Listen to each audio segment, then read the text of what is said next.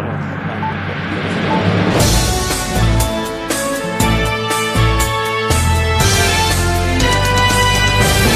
Swiss vision நேயர்களுக்கு இனிய காலை வணக்கம். நீங்கள் பார்க்க இருப்பது இன்றைய முக்கிய செய்திகள். இலங்கையில் ஒரு போலியான வங்கி இணையதளத்தின் மூலம் வாடிக்கையாளரிடமிருந்து பெரும் தொகை மோசடி செய்யப்பட்ட சம்பவம் ஒன்று வெளிச்சத்திற்கு வந்துள்ளது. இந்த வழக்கில் 22 வயது இளைஞர் ஒருவர் கைது செய்யப்பட்டுள்ளார்.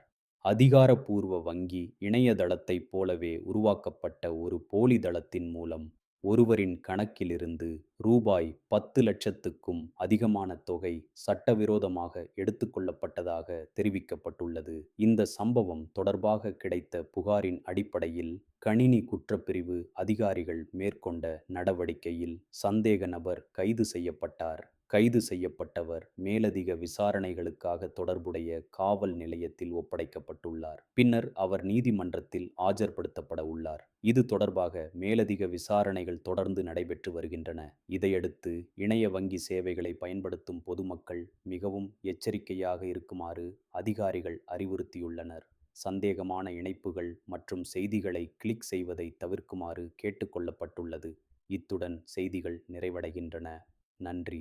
வணக்கம்.